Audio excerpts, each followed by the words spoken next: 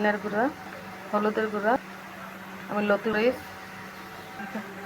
দিয়ে দিলাম মরিচে, তো এটা আমি মিক্স।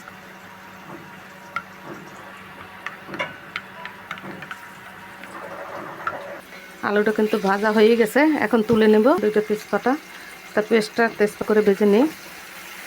দিয়ে দিলাম আদা বাটা, দিয়ে দিলাম রসুন বাটা। কতক্ষণ আমি ভেজে নেব। মশলাটা করছি, এটা দিয়ে দিলাম। বিসমিল্লাহির রহমানির রহিম। তো মশলাটা আমি ভালো করে, আর এর সাথে দিয়ে দেবো আমার হাতে বানানো মশলাটা। এতে শুকনো মরিচ হইতে সম্পূর্ণ আছে মশলা, এই দিয়ে দিলাম। এতে বিরিয়ানিও করা যাবে, আপনি বিরিয়ানিতে আর অন্য মশলা দেওয়া লাগবে না। মাছ মাংস আমি সম্পূর্ণ করতে পারবো। মাছে দেওয়া যাবে না, মুরগির মাংসে, গরুর মাংস, যেটাই করেন না কেন আপনারা দিতে পারবেন। আমি এই মশলাটা সম্পূর্ণ কষাই নিই। রাখা টক দই দিয়ে দিলাম, টক দই।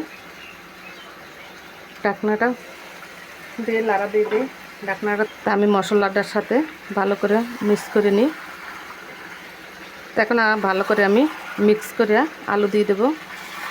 দিয়ে দিলাম ভেজে রাখা আলু। বিসমিল্লাহ। এটার সাথে আমি ভালো করে মিক্স করে নিই। আর কাঁচামরিচটা আমি ভালো করে ভেজে নিই। তো আমি ইসে মাছটা ভালো করে ভেজে নিই। রসুন বাটা দিয়ে দেবো, আদা বাটা। তো আমার মুরগির মাংসটা কিন্তু এই সাইডের চুলাটায় কষানি হয়ে গেছে, দেখছেন তেল ছেড়ে দিচ্ছে।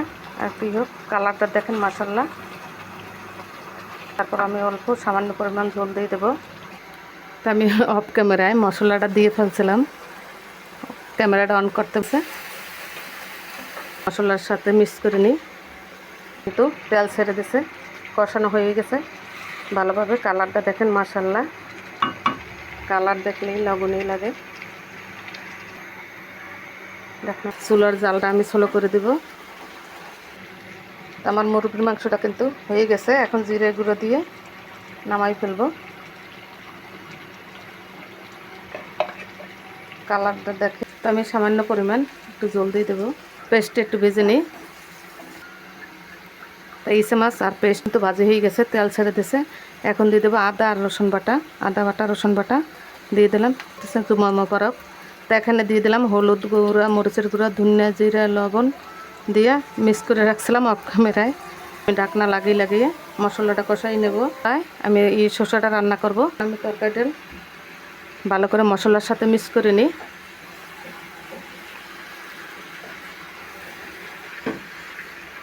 ঢাকনা লাগিয়ে আমি, তো আমার তরকারিটা কিন্তু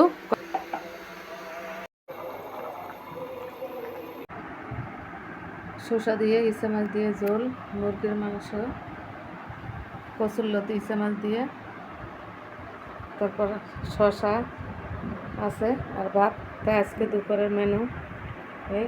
আশা করি আপনাদের কাছে ভালোই লাগবে। যদি ভালো লাগে প্লিজ একটা লাইক, কমেন্ট, শেয়ার, চ্যানেলটা সাবস্ক্রাইব করে রাখবেন। সবাই সবার জন্য দোয়া করবেন। আর কে কোথা থেকে দেখতেছেন অবশ্যই কমেন্ট করে জানাবেন। দেশ ও দেশের বাহিরে যে যেখানে আছেন না কেন সবাই সুস্থ থাকবেন, ভালো থাকবেন, নিরাপদে থাকবেন। আর যে গরম পড়তেছে, সব জায়গায় শুনতেছি গরম, এত তাপমাত্রা।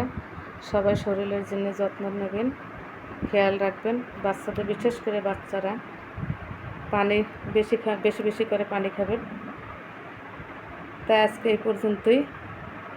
সবাই সুস্বাস্থ্য কামনা করে আজকের মতন বিদায় নিচ্ছি। আল্লাহ হাফেজ, আসসালামু আলাইকুম। দেখা হবে পরবর্তী একটা নতুন ভিডিও নিয়ে হাজির হয়েছে।